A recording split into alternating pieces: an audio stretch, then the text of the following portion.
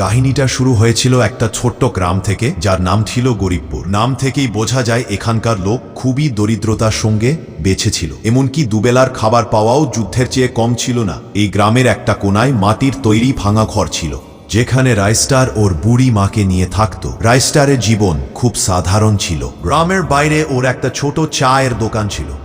ওখান থেকে ঘরের সমস্ত খরচা চলত। সকাল থেকে ও দোকানদারি করে রাতে ঘরে ফিরত। গরিব ছিল কিন্তু শান্তিও ছিল। কিন্তু ভাগ্য এই শান্তি পছন্দ করেনি। একদিন রাইস্টার বাইকে করে ওর মাকে শহরের বাজারে নিয়ে যাচ্ছিল। রাস্তাটি নির্জন ছিল, তাই ও বাইক একটু জোরে চালাচ্ছিল। মা বলল, বাবু গাড়ি আস্তে চালা। কিন্তু বাইকের জোরালো শব্দে রাইস্টার কিছু শুনতে পেল না। তখন হঠাৎ একটা বড় গাড়ি সামনে এসে গেল। একটা ভয়াবহ সংঘর্ষ হলো। রাইস্টার রাস্তায় পড়ে গেল আর কিছুক্ষণের জন্য অজ্ঞান হয়ে গেল। যখন জ্ঞান ফিরল, দেখলো ওখানে মানুষের ভিড় লেগেছিল। ও কষ্ট করে উঠে ওর মায়ের কাছে গেল। উনি রক্তাক্ত অবস্থায় পড়েছিলেন। রাইস্টার চোখে জল নিয়ে চিৎকার করলো, মা।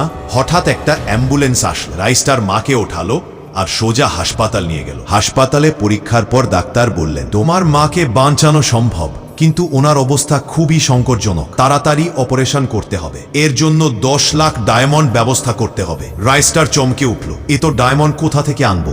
ওর চোখে ছিল অসহায়ত্ব আর মনে ভয়। ওই সময় হাসপাতালের বাইরে একটা গাড়ি এসে দাঁড়ায়। ওর থেকে একটা লোক নামলো, কালো কাপড়, কঠোর মুখ আর তীক্ষ্ণ চোখ। ও সোজা রাইস্টরের কাছে এসে বলল, শুনলাম তোমার নাকি টাকার দরকার। রাইস্টর বলল, হ্যাঁ, আমার মায়ের জীবন বিপদে। ওই লোকটা পকেট থেকে একটা কার্ড বের করে রাইস্টারকে দিল আর আস্তে করে বলল, আজ রাতে পুরানো বন্ধ ফ্যাক্টরির কাছে একা আসবে। আর কিছু না বলে ওই লোকটা গাড়িতে বসে চলে গেল। রাত নেমে আসে। রাইস্টার তার মায়ের পাশে বসে চিন্তা করছিল। ফের কার্ডটা দেখলো আর কিছুক্ষণ পর ওর বাইক নিয়ে পুরানো ফ্যাক্টরির দিকে যেতে থাকলো। ওখানে পৌঁছাতেই একটা গাড়ি এসে দাঁড়ালো। ওর ভিতর গোলাপি কাপড় পরা লোকটি বলল, চুপচাপ গাড়িতে বসে যা। ও কিছু না বলে বসে গেল। গাড়িতে আরো কিছু লোক ছিল, সবার মুখে ভয় ছিল। হঠাৎ গাড়ির ভিতর একটা গ্যাস ছেড়ে দিল, অদ্ভুত একটা নেশার গ্যাস। রাইস্টারের চোখ বন্ধ হয়ে আসছিল আর ও অজ্ঞান হয়ে গেল। যখন রাইস্টার চোখ খুলল, ও একটা বড় হলের মধ্যে ছিল। কাপড় বদলানো আর হাতে একটা নাম্বার দেওয়া। ওখানে ওর মতো আরো অনেক লোক দাঁড়িয়েছিল। তখন পিছন থেকে একটা ভয়ঙ্কর আওয়াজ আসলো। রাইস্টার ঘুরল। একটা বড় ভয়ানক পুতুল ওর সামনে দাঁড়িয়েছিল। একটা বড় পুতুল যার চোখে রাগ আর মুখ খুবই ভয়ানক ছিল সামনে আসলো আর বলল, red light green light game শুরু হতে চলেছে।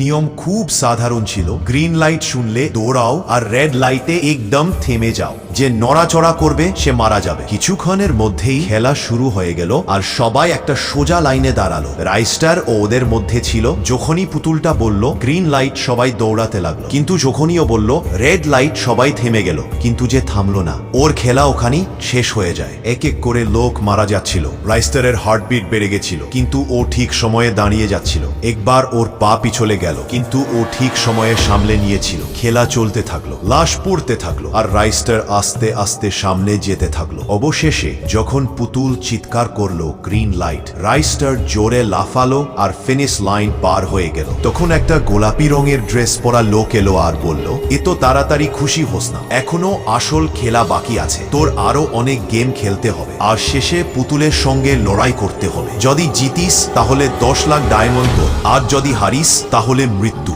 রাইস্টার ভয় না পেয়ে একে করে সমস্ত কঠিন গেম পার করে নিল। তারপর এলো ফাইনাল রাউন্ড। এবার মাঠে শুধু রাইস্টার বেঁচে ছিল। পুতুলটা বলল, এবার ফাইনাল টেস্ট, হয় তোর মায়ের জীবন আর না হলে তোর মৃত্যু। রাইস্টার চিৎকার করে বলল, মায়ের জন্য জীবন দিয়ে দেব, কিন্তু তোর মতো পুতুলকে ভয় পাই না। বন্ধুরা, কি হলো দেখার আগে ভিডিওটা লাইক করে আপনি ফ্রি ফায়ার লাভার নাকি পাবজি লাভার কমেন্টে জানাবেন। তারপর চারিদিকে ধোঁয়া হয়ে গেল। পুরো ময়দান ধোঁয়ায় ভরে গেল আর ফাইট শুরু হলো। কেউ জানতো না কে বাঁচবে। চারিদিকে গুলির আওয়াজ, চিৎকার। ফের কিছুক্ষণ পর ধোঁয়া সরল আর পুতুলটা মাটিতে পড়েছিল। রাইস্টার দাঁড়িয়ে ছিল আর ওর কাছে 10 লাখ ডায়মন্ড। ও উপরের দিকে তাকিয়ে বলল, আমি জিতে গেছি মা।